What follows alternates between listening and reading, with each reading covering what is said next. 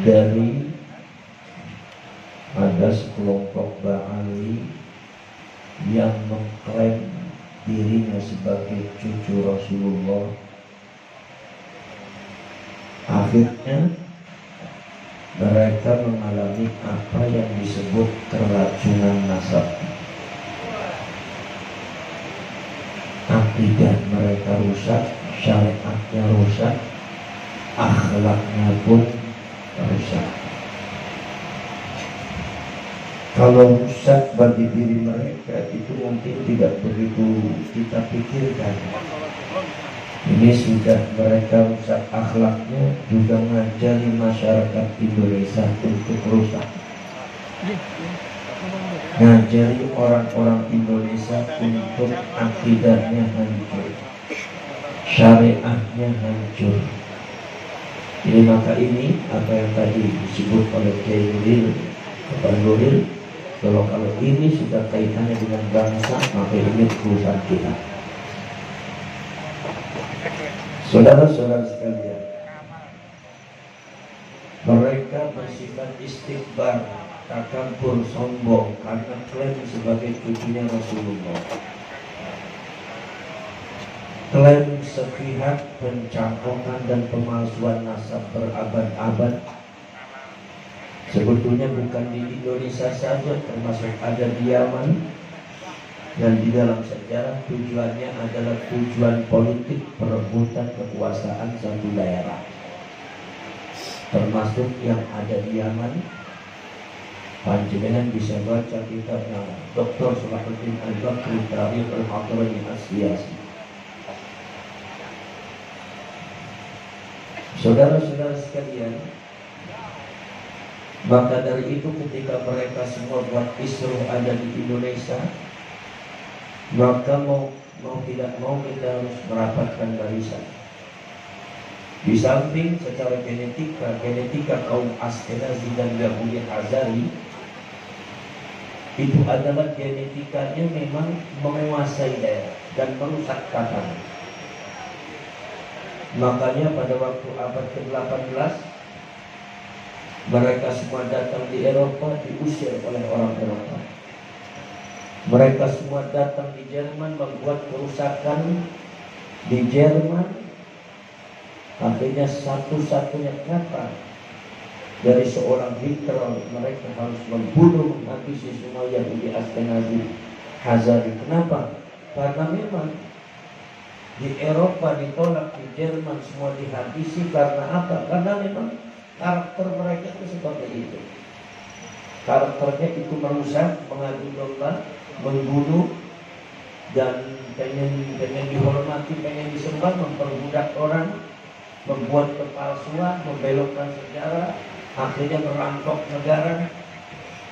Ini yang tidak dimaui oleh orang Eropa dan Jerman.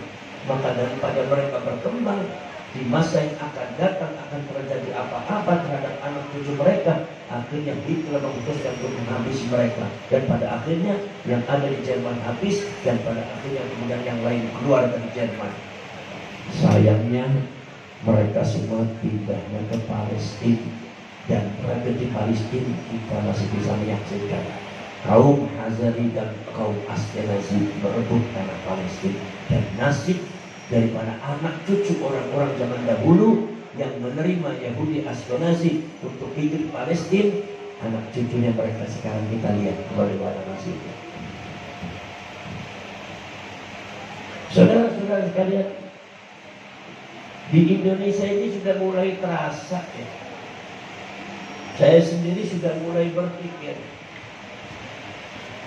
pada waktu mereka semua terlalu mengagung-agungkan klan mereka,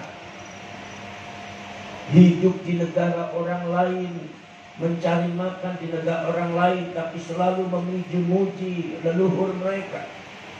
Kemudian juga mencaci maki, menginjak-injak leluhurnya tuan rumah.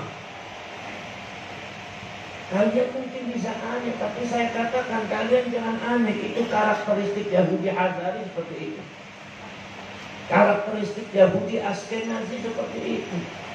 Bisa dirubah? Tidak bisa dirubah. Sebab apa? Sebab Allah mengatakan wa qubi'a ala qulubihim fahum la ya'lamun. Mereka sudah dicap oleh Allah, disestempel seperti itu karakternya. Tabiat makmur sudah dicap, tidak bisa dirubah. Makanya yang kita lakukan adalah pertahanan sekuat mungkin. Kalau untuk mereka sadar dan berubah ila yaumil qiyamah, tidak akan berubah, tidak akan mereka tidak akan sadar.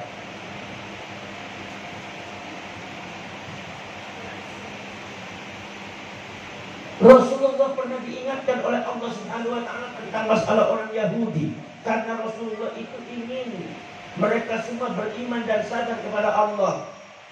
Apa kata Allah? Kata Allah, ya Muhammad, wa ma'asyiral ashab, wahai sahabat, apa tatma'una ay yu'minu lakum wa qad kana fariqun minhum yasma'una kalam Allah thumma yuharrifunahu min ba'di ma 'aqaluhu wa hum ya'lamun. Apakah kalian pengen sekali untuk mereka beriman dan tunduk kepada kamu, untuk mereka menjadi benar, sedangkan di antara mereka ada sebuah golongan, mereka mendengar kalam Allah dan mereka tahu bahwa itu kalam Allah. Tsumma yuharrifunahu min ba'di ma 'aqaluhu. Kemudian kalam Allah itu dirubah oleh mereka dengan sengaja. Mereka tahu hum ya'lamun, mereka tahu bahwa kelakuan mereka itu salah, tapi tetap dilakukan. Kenapa? Itu karakter yang makmur. Makmur sudah dicap oleh Allah. Artinya tidak bisa. Makanya kita di dalam menghadapi orang-orang Ba'ani di sini, mereka sadar. Saya yakin dia akan sadar. Jadi yang perlu kita lakukan apa? Ini kekuatan bangsa Indonesia, pagarnya harus kuat. Seperti misalnya, yaitu adalah Dzulqarnain yang membuat apa, yang membuat satu, yaitu adalah membuat satu benteng besi yang sangat kuat. Saudara-saudara kan, jadi yang harus kita lakukan adalah benteng NKRI. Yang harus kita lakukan adalah benteng nasionalisme, benteng Ahlus Sunnah wal Jamaah, benteng Islam. Kalau urusan mereka ila yaumil qiyamah, saya yakin kita akan sadar, karena itu adalah makmur. Saudara-saudara sekalian, mereka saudara-saudara sekalian sudah mulai klaim daerah, sudah mulai membuat makam-makam palsu sesuai dengan apa yang mereka lakukan pada waktu di Palestina. Tahun 45 tahun 46, ketika mereka baru datang meminta pertolongan kepada orang Palestina untuk hidup di Palestina. Begitu 1 tahun, 2 tahun, apa yang mereka lakukan? Yang pertama kali mereka lakukan untuk merebut Palestina adalah membuat makam palsu. Membuat makam palsu. Dan makam palsu itu di Indonesia sudah ada. KRT Sumadiningrat aslinya itu ada di Jajaran, dipalsukan ada di Semarang. Kemarin di Wonosobo, saudara-saudara kalian, anak-anak dan masyarakat termasuk bangsa sudah bersatu padu membongkar 78 makam palsu yang akan dijadikan situs palsu. Ini yang jadi aneh, kadang-kadang pejabat kita ini malah dukung. Yang jadi aneh kadang-kadang yang jadi aparatnya dukung kepalsuan. Ini karakter daripada orang kita itu juga seperti itu. Tahu itu salah, tahu itu membahayakan daripada bangsa dan negara kita, tapi mereka mendukung. Sampai kita tempat ribut, saudara-saudara sekalian. Saya sarankan kepada mereka dan kawan-kawan, jangan takut, terus bongkar. Karena apa? Makom. Kalau kuburan itu tidak ada isinya, kuburan itu tidak ada isinya, itu artinya berhala yang wajib dibongkar. Ini maksudnya apa ini Habib? Buat makom gak ada isinya, berarti ini memalingkan masyarakat Jawa untuk kembali kepada masa keberhalaan. Apa ini tidak bahaya, saudara-saudara sekalian? Masya Allah, saudara-saudara. Ini sangat berbahaya sekali. Sudah tentara, saudara-saudara, klaim sejarah Nahdlatul Ulama dibelokkan. Ada lagi kemudian juga lagu-lagu juga diklaim, lagunya mereka. Semuanya klaim, semuanya adalah milik mereka semua. Kalau kalian tahu dan kalian pelajari tentang masalah Ba'alwi dan Hamid, itu adalah karakteristik daripada Yahudi Askenazi, Yahudi Hazari seperti itu, merampas tanah tanah air orang. Makanya kalian ini betul apa yang dia ucapkan tadi sama Pak Nuri, harus buat benteng yang sangat kuat. Betul apa kata Kiai kita yang Mubarak, bukan gak usah ada urusannya dengan Habib. Kiai-kiai di Indonesia banyak. Kenapa? Demi untuk keutuhan bangsa, demi supaya bangsa ini tidak ada yang merecoki. Betul lah betul? Dari semua betul? Poros sering, poros setulus dia malam. Tapi ini segitu bahayanya bagi kita. Tapi ada di antara kiai-kiai dan ulama kita, apalagi ngakunya ulama NU, ini katanya tidak penting. Das dulu. Sampai kayak model apa? Menganggap ini masalah tidak penting. Ma yata'allaqu bi Rasulillah sallallahu alaihi wasallam, sesuatu yang berkaitan dengan Rasulullah harus dianggap penting. Saudara-saudara sekalian, Allah Subhanahu wa ta'ala menganggap penting sesuatu yang berkaitan dengan Rasulullah.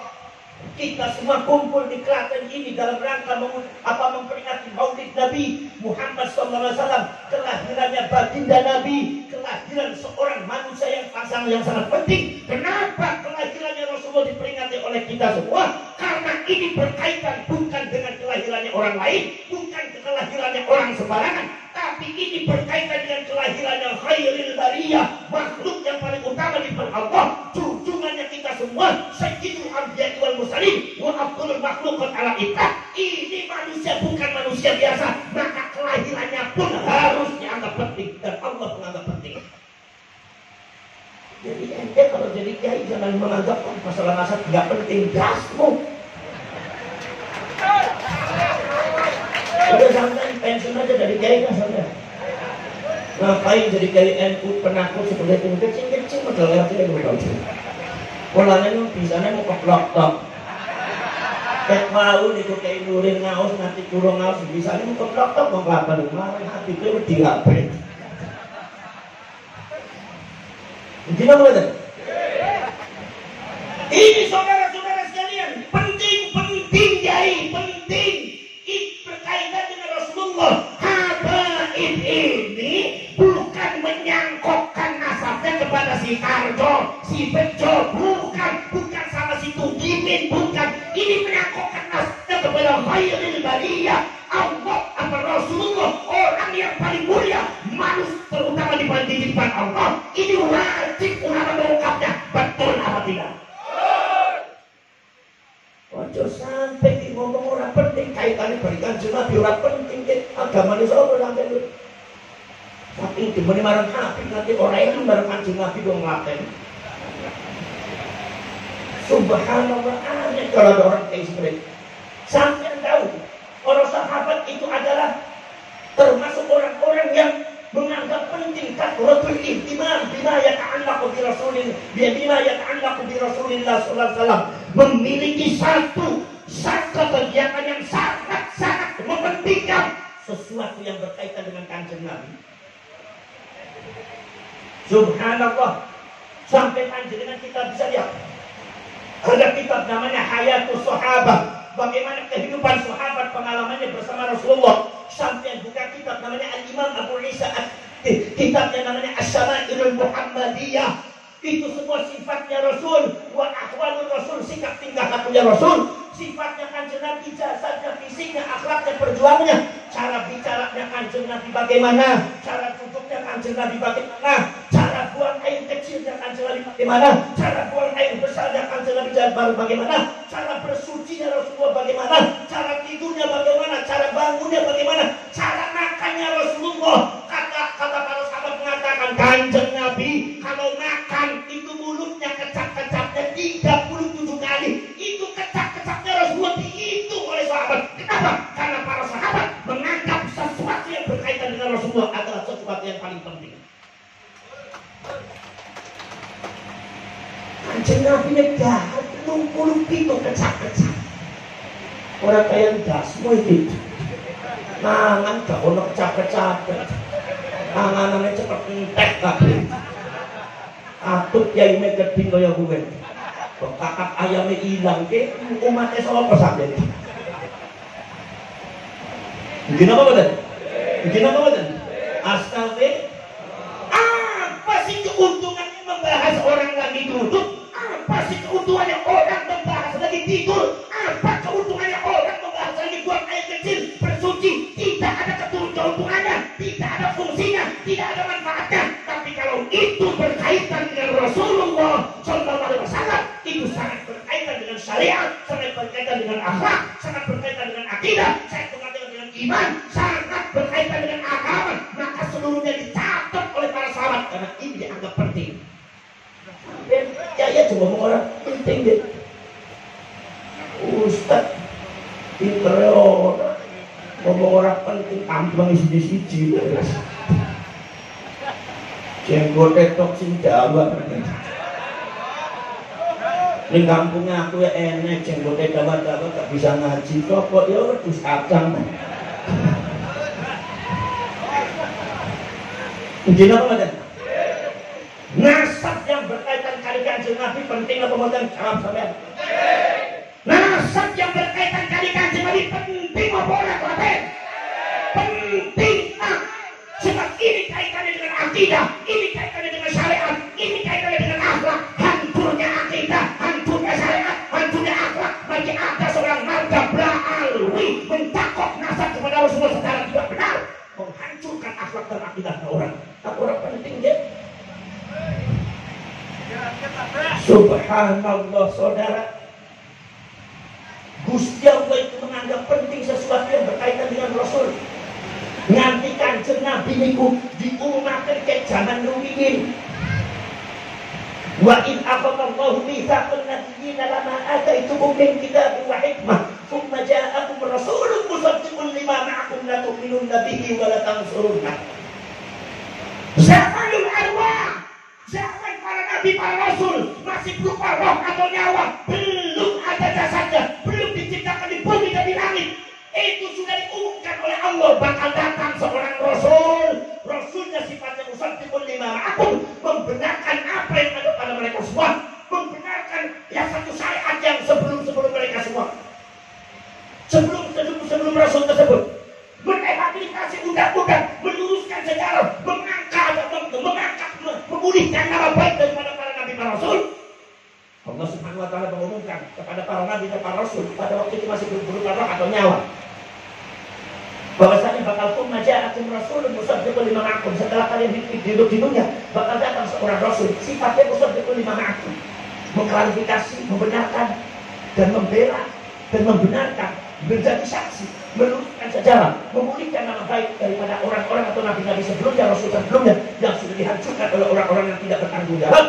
Siapa rasul itu? Katakan Imam Syahid wa Syekhul Kabir wal Bahrul Zakhir خاتم أولياء الوارثين في الأول والآخر محيي الحق والدين على التقرير أبو بكر محمد بن علي بن محمد بن عبد الله الطائي الحامدي محيي الدين ابن Arabi mengatakan Rasulun musaddiqun lima ma'akum. Ini maksudnya Kanjeng Nabi Muhammad SAW.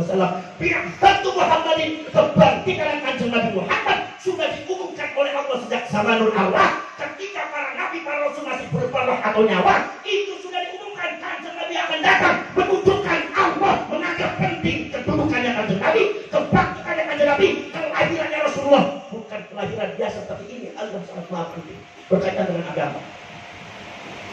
Gusti Allah menganggap penting kita Klaten ngomong orang penting sembarangan sampai ini. Rasul Adam baru Gusti Allah sampai kan sudah terkait sampai. Ojo bareng-bareng Pak Ali bojone dekor wani sampai. Kayak sing wani-wani zaman rumiyin niku angkutet niku Mbak Yai ini bojone telu papat saiki lah ono sing wani. Jadi butuh orang wani nopo malih teng Klaten. Kumi setok dogo-dogo itu kan belah bisa sampeyan Yai bareng bojo gak wani sampeyan. Ya ora Gus. Nek seumpama bojone loro makanya gegeran mangkene tukaran bubar. Ora wakune ya perang pirang-pirang jarene sapa belajar karo keke butet kowe. Nek kiai dua siji akhirnya tambah meneh loro. Loro protes-protes sewot-sewot aja mandek ditambahi malah telu sisan. Ampere wis diamberi tambahi telu. Mongkon itu tiga-tigane garwane kiai itu musyawarah. Mesti musyawarah rapat wis aja protes meneh, aja sewot-sewot meneh, malah mongkon ditambahi malah papat sisan. Akhirnya antem telu-telu kaya kuwe. Model kaya kuwe kaya wong Klaten kok gak iso ya. Ya gak wani sampeyan ku. Dadi kiai kecingan nemen, pantesan orang baal di kecingan nemen sampeyan. Mungkin apa badan? Mungkin apa badan? Ini penting Pak. Subhanallah. Sampai para sahabat Rasul mengatakan Rasul, sesuatu yang berkaitan dengan Rasul itu harus diklarifikasikan, dan itu adalah tugasnya Kanjeng Nabi, tugasnya Al-Quran. Nabi Isa niku Pak, di framingnya oleh orang Yahudi adalah anak zina. Kenapa? Sebab Nabi Isa itu putranya Siti Maryam. Siti Maryam hamil tanpa bapak. Persone Gusti Allah. Siti Maryam itu tiang khidmat wonten dumateng Masjidil Aqsa.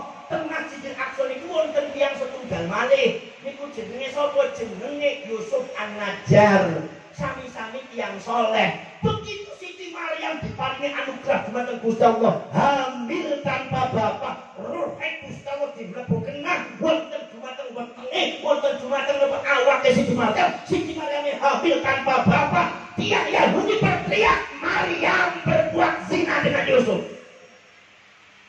Ini harus diklarifikasikan. Ini kaitannya dengan Nabi dan Rasul. Jangan diam saja. Saudara-saudara sekalian, subhanallah. Subhanallah, saudara-saudara. Nabi Isa yang dianggap anak Tuhan. Apa anak Tuhan? Nabi Isa dianggap anaknya Yusuf.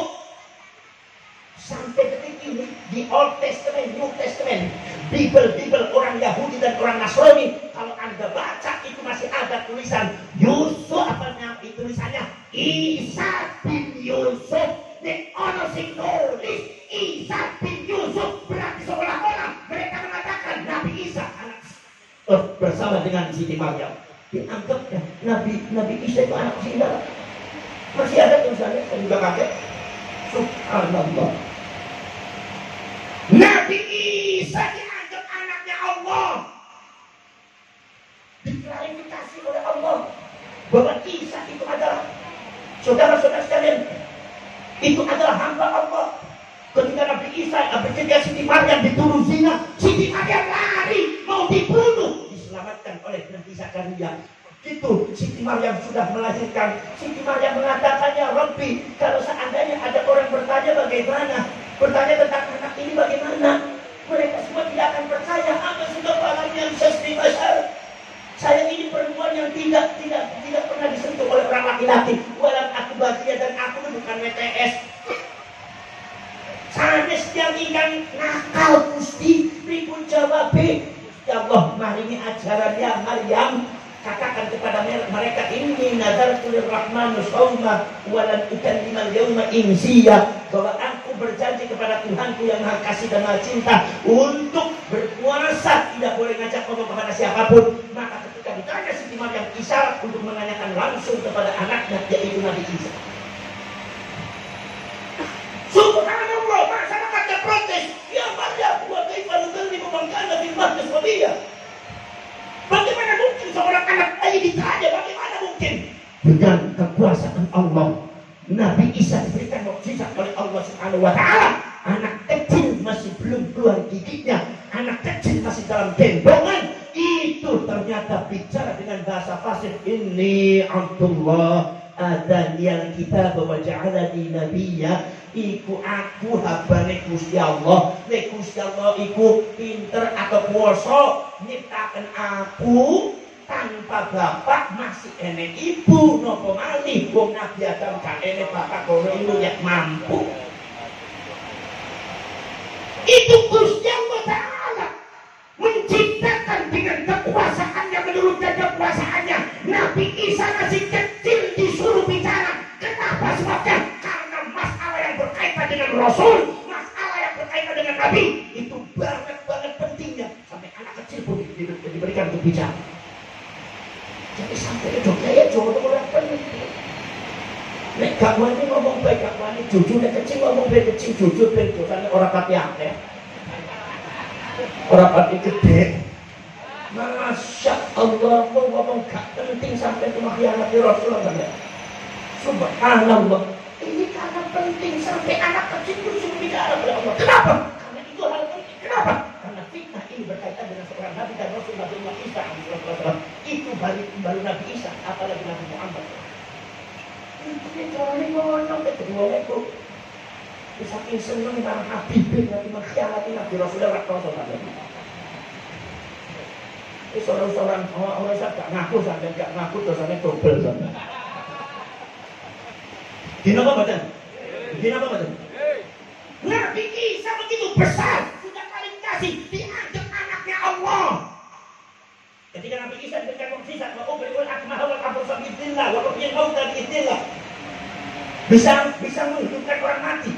Orang Yahudi langsung berteriak, Isa itu adalah orang yang sangat luar biasa, enggak. Umatnya jawab enggak.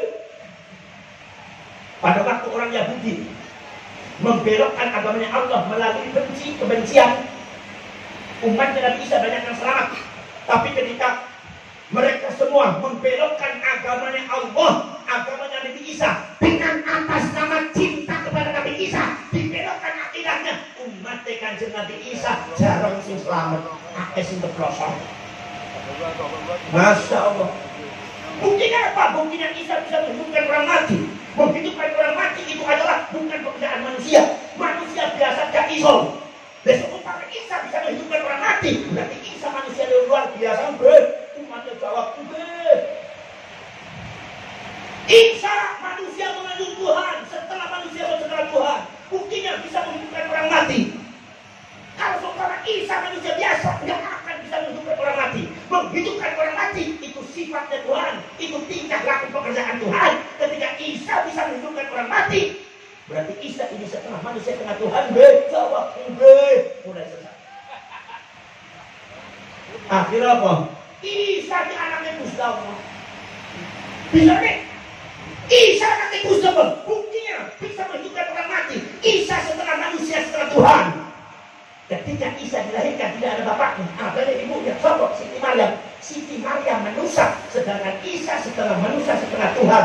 Aku takut Tuhan pangeran sisi-sisi sosok sahabat umat Allah. Berarti jelas dia berapa Isa itu Gusti Allah. Berarti Isa anaknya Gusti Allah. Apakah berjawab atas nama cinta dibelokkan umatnya Nabi Isa jarang yang selamat. Tapi ketika atas nama benci banyak yang selamat.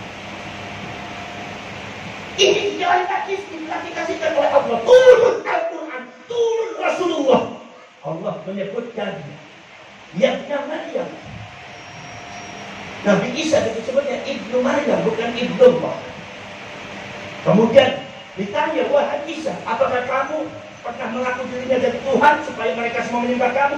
Kata Nabi Isa disebutkan dalam Al-Quran, Subhanaka ya Rabbi, maha suci engkau Gusti, kula boten bakal memerintahkan orang tidak sesuai dengan porsinya. Kula niku hambane panjenengan, mana mungkin kula wantun. Diklarifikasikan oleh Allah dalam Al-Quran dan dalam hadis. Ini kenapa? Karena maya ta'allaqu bil Rasul, sesuatu yang berkaitan dengan Rasul ini maha penting. Harus diklarifikasikan. Al-Quran sareng Kanjeng Nabi niku fungsi faedah diturunakan, bukan sekedar ngajari syariat, bukan sekedar ngajari akhlak, bukan sekedar ngajari akidah, tapi mengklarifikasikan sesuatu kemungkaran, kebatilan yang dulu pernah terjadi diluruskan melalui Al-Quran dan ini ulama warasatul anbiya, ulama pewaris para nabi, pewaris kanjeng Nabi harus mampu mengklarifikasikan. Ini hampir kita sampai benar bahas secara keilmuan wajib dibahas. Cuma ngomong orang penting sampai jadi kiai ngomong orang penting. Kadang-kadang belum itu masya Allah kalau kayak mau tembok kiai itu bertulis dengan tiga makhluk ya. Masya Allah. Ini orang wani ngomong ngomong baik kecing tapi ini sumpah mengkhianati sebuah perjuangan dan daripada pekerjaan atau bid'ah Muhammad yang sifatnya karakternya dan tujuannya, fungsinya. Sampai jangan katakan seperti itu. Sampai itu seumpamanya, sampai seumpamanya gurung ono duit kanggo mangkat haji. Ojo ngomong mangkat haji itu hukumnya orang wajib. Ojo ngomong kayak gue ngomong haji ku wajib, aku guru mampu. Saudara-saudara kalian, ini saudara-saudara kalian, Nabi Sulaiman itu diprediksi jadi tukang sihir. Sebetulnya cerita masalah ini panjenengan tahu semua. Setan memasukkan buku sihir di bawah kursinya Nabi Sulaiman.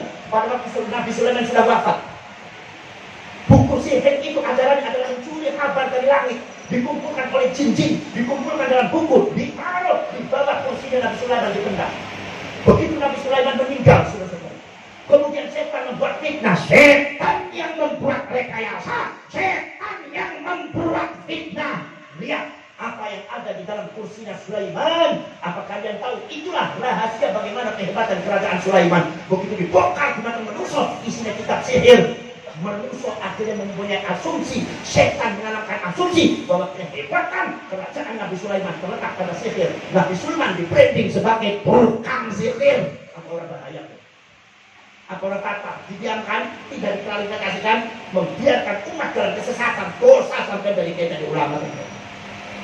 Pikiran orang dilangkrak sampai, dilangkrak sampai. Sangku ngomong betul-betul Pak. Itu urusan kali Kanjeng Nabi, wong bakal iku ngaku putune Kanjeng Nabi lho.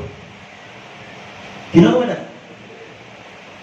Akhirnya proses cerita riwayatnya kata Nabi Sulaiman tukang sihir diklarifikasikan kepada Gusti Allah oleh Al-Quran. Wattaba'u ma tatlu syayatin ala mulki Sulaiman wa kafar Sulaiman walakinna syayatin kafaru yu'allimuna an-nasa sihr. Dibongkar malam Gusti Allah sing ngajari sihir bukan Sulaiman. Sulaiman itu nabi aku, orang pernah ngajari kekufuran, sing ngajari sihir setan buat iblis, bukan malam Gusti Allah. Ceritanya kaya pun kasih dari Allah, karena ini berkaitan dengan Nabi dan Rasul.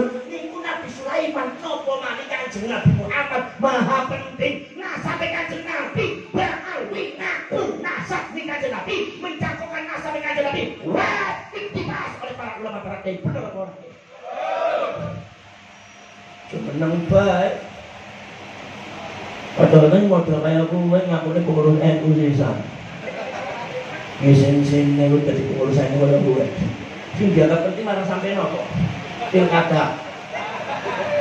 Sing dianggap penting apa? Pilgub. Calon presiden kuwi sing penting. Nek agama sing boten kaitane kali Kanjeng Nabi ora penting. Akalmu ning ndi? Wong Jawa niku bahasa Jawa kula niku bahasa campuran Cirebon ngerti, alhamdulillah orang ngerti subur. Begini apa betul? Subhanallah. Ini penting Pak. Maka saudara-saudara, fitnah itu terasa. Nabi Sulaiman ratusan tahun sudah meninggal. Itu fitnah yang terasa sampai zaman Kanjeng Nabi.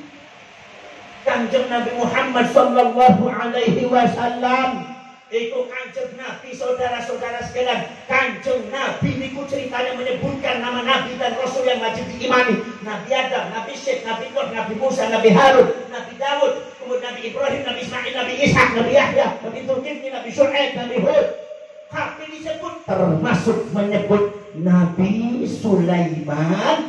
Ketika Kanjeng Nabi menyebut Nabi Sulaiman, orang Yahudi berteriak, Muhammad tukang sihir. Sihirnya asalnya saka Sulaiman. Itu bahaya. Sampai itu di Kanjeng Nabi Muhammad tukang sihir.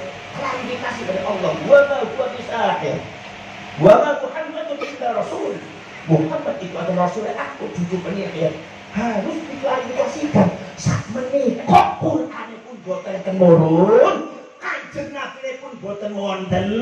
Tugase sapa? Kanjeng Nabi ngendika al ulama warasatul anbiya. Ulama itu para nabi yang wajib mengklarifikasikan, nunjukkan kepada umat mana yang hak, mana yang batil. Para ulama, para kiai, ojo menang bae.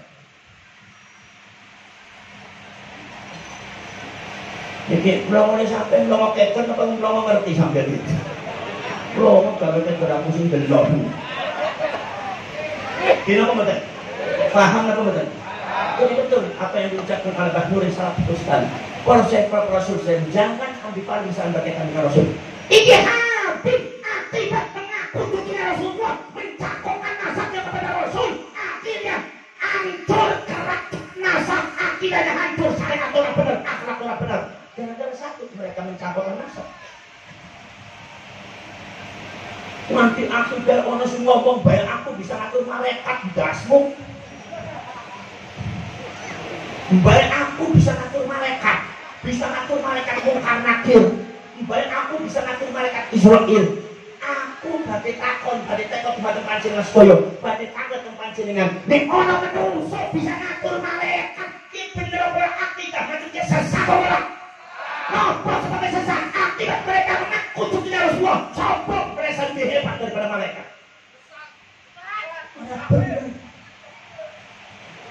Berok-berok aja ngene ning ngarepan Habib kok ngene. Berok-berok ning ajengane Gusti apa kabeh wani. Wis ampun latihan ning ngarepane bojone disit latihan kok. Berok-berok ning ajengane bojo niku latihan nggih. Ketang kumise mantel jenggote dawa jebule marang bojo wedi. Cukur bae kumismu jenggotmu wis. Ora cerek ora sendiri apa den? Al-Imam Abu Abdullah Muhammad bin Ismail Al-Bukhari meriwayatkan satu hadis Kanjeng Nabi. Terus Kanjeng Nabi ngendika, nanti pada waktu di akhirat malaikat mangit penjara neraka matur ning aku. Ya Rasulullah, umat panjenengan tak wonten jumatan neraka. Tapi kok bilang iki sisi saya Rasulullah. Kanjeng Nabi nangis. Mendika jumatan malaikat tarik ya mari akhirnya minan nar salim ummati. Keluarkan dari api neraka, keluarkannya Malik, selamatkan umat saya. Napa dawuh Imam Malik? Dawuh Imam Malik itu ya Rasulullah, kami bangsa malaikat adalah yaf'aluna ma yu'marun, yaitu melakukan sesuatu apabila diperintahkan oleh Allah. Tapi nek ngendika panjenengan tok nyuwun sewu, kula sebagai malaikat dereng saged nglampahi. Aku nek Kanjeng Nabi sujud di tengah ngarsanipun Gusti Allah, Gusti Allah turun titahnya, kata Gusti Allah keluarkan umat Muhammad dari api neraka, baru malaikat itu melaksanakan. Malaikat Malik orang bisa diatur oleh Kanjeng Nabi boten saged ngatur malaikat. Nek ono wong ngaku, Habib ngaku bahwasanya apa ibadah bisa ngatur malaikat, ini menanamkan doktrin di bawah alam sadar panjenengan. Ada seseorang yang lebih hebat daripada Rasulullah, yang lebih mulia daripada Rasulullah. Sobat Habib itu ketimbang Kanjeng Nabi, kenapa kok bisa ngatur malaikat? Ini kesesatan. Orang benar ya, kudu diomong orang benar ya. Cuma nang bae sampean dadi kiai. Nek dirilan pilkada metu kabeh mlaten. Ana fitnah kanggo Kanjeng Nabi mlingsek kabeh ngumpet sedaya ndasmu gundul. Andi Abah Nuri itu sebab keras sakit mriki-mriki dudun-dudun apa sampeyan boten irang lho ya. Kumismu dawa jenggotmu dawa. Jenggot lebus kacang gue. Gak wani jihad. Gini wonten. Kula nek angsal kiriman dumateng kitab Tazkiratul Nas, karyaipun Habib Ahmad bin Hasan Al-Aqas menceritakan karomah daripada Habib Hadun bin Hud Al-Aqas. Di dalam kitab itu dikatakan Habib Hadun ketika itu sembahyang iktikaf, sembahyang ono ning jerone Masjidil Haram. Ketika malam kemudian Masjidil Haramnya ditutup, kemudian dia kemudian perutnya napa namanya corone yang buntet niku blak utek. Mulas perutnya kepengen buang air besar. Begitu ditutup semua, akhirnya nggak bisa keluar. Akhirnya beliau menuju ke pinggirnya Masjidil Haram, ada di dalamnya. Kemudian itu kotorannya dimatang setunggal kain. Begitu pagi-pagi pintunya sudah dibuka, ternyata pintu itu mau dibuang kotorannya, ternyata kotorannya berubah menjadi menjadi emas. Tai menusuk dari masih kusingan di. Masya Allah, cuma ayatnya dibela kalau mau praktek itu aneh aja. Orang tai menusuk bisa jadi mana, telek wedus bisa jadi mas pipun loh Pak. Mas hitam loh. Cuma kira-kira percaya, percaya sama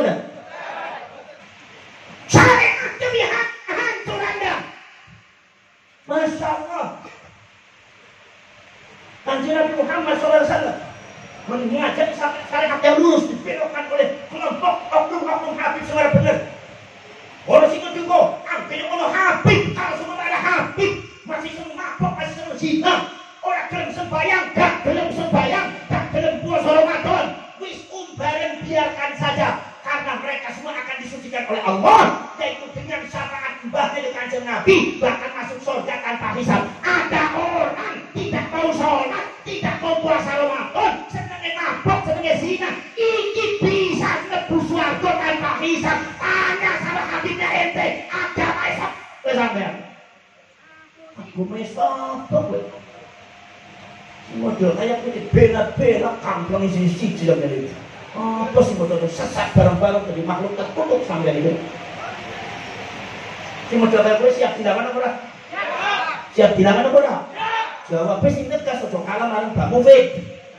Mbak Mufid penis tuh yang sampean yo tegas nemen. Gila mboten?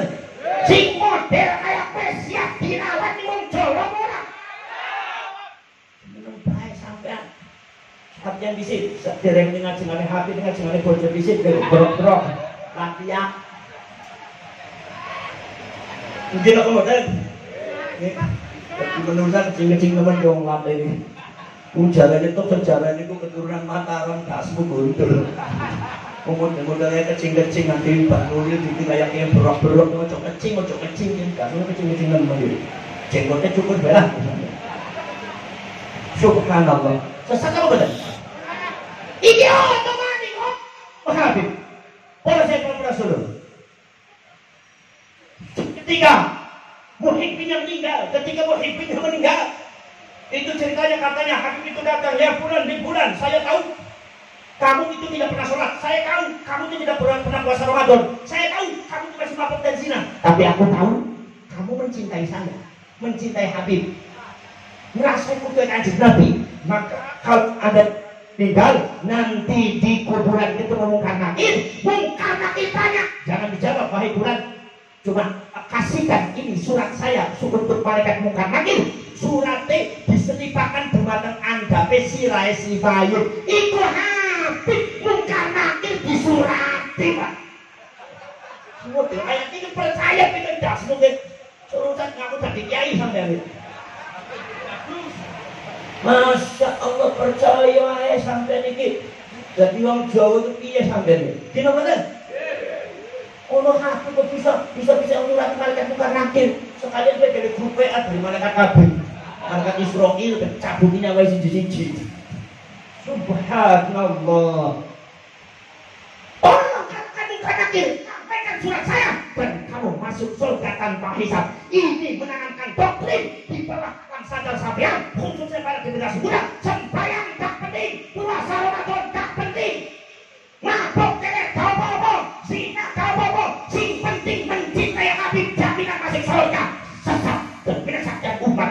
Masyarakat Jawa harus bangkit karena ini sudah berkaitan dengan Nabi, berkaitan dengan agama. Ngomong sesuatu berkaitan dengan Kanjeng Nabi itu penting sebab kaitannya pada agama, pada akidah, pada syariat. Awakmu tidak terkadang orang hukum. Angel susah, malah ku Habib ini bela-bela gasmu. Gimana bener? Paham nggak bener? Masya Allah, nopo mali berkaitan dengan akhlak, tidak ada akhlaknya. Gimana bener? Subhanallah, Gusti aku di iblis-iblis. Gusti aku di iblis-iblis, Menteri Agama lambang negara, iblis. Ngundang Gus Nur Sibu Rahman, buta mata buta hati. Ngundang Gus Musi Mustafa, ngundang Bayai Maklum Amin Sinaro, ngambil Kiai Nusantara Si, ngambil Kiai Nusantara Si. Kadang-kadang cuma namanya saja. Tapi kalau mereka memanggil nama daripada kiai-kiai mereka, Masya Allah, Al-Habib, Waliullah, Wali Kutub, Wali Kutub Abid, Wali Kutub apa? Kutub Utara atau Kutub Selatan ini. Kutub kabeh niku Masya Allah. Di wali kutub wali fokus ning Pak Andi ate wali ku apa wali? Kurang apa tuh? Lah wong carane gak duwane gampang ku jare Boyodara Nuril. Ono Habib sing ngomong tidak sekali-kali ada Habib ditarik yang ada di Hadramaut keluar kumisnya bahkan diangkat dari waliullah. Pantesan ke Bang Ali hadir apa sih dadi wali carane gampang nemen apa sih medal polisi dadi wali dasmu. Dan saya yakin kalau saya baca seperti ada beberapa kitab yang saya baca karya Muhammad bin Ahmad As-Sadir, termasuk yang lainnya saya baca beberapa kitab ya Pak Ali, itu mereka bukan sekedar mau merubah Indonesia, tapi mau pengen merubah arah kendali nakoda peradaban Islam secara keseluruhan. Makanya Al-Fatih Muqaddam itu ditulisnya dalam kitab Al-Quran apa? Wala nufaddilu ahadan wala nufaddilu alaihi ahadan illa minal anbiya'i wal mursalin.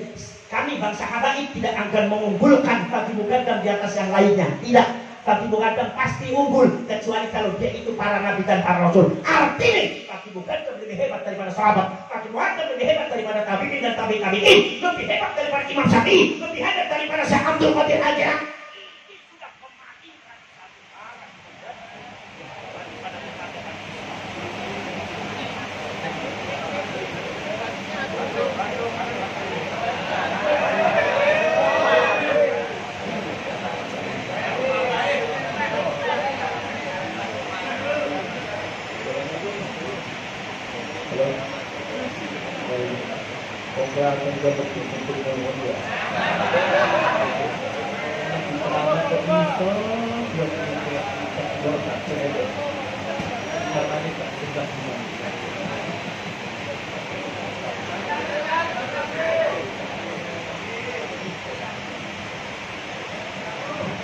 Halo, nggih.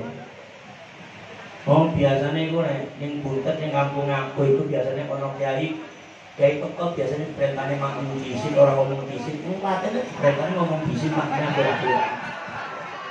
Jadi menunggu sangat banget kan sampai medit-medit temen jadi perusahaan apa gitu. Kita langsung mengundang Habib itu mati 150 juta berbuka kalau kata itu duit metu kata mati mobil disate mobil motor idol karena kiai ini lagi main mati udah asmu guntur. Ini berngajian mangan apa orang ngomong tegas orang ayo jawab ini mangan apa orang aku ngerti gak ini mangan aku pecel bayi di rest area. Sampai ya Allah, ini mangan Gus, tenang Gus, bar ngaji lo mangan, iya kayo, bar ngaji lo mangan. Tapi jarane wong Klaten bar ngaji mangan, itu bajingan bar ngaji mangan. Bar ngaji mangan wong mesti ngomong, usah pas kiai bajingan bar ngaji jaluk mangan dasmu burdul.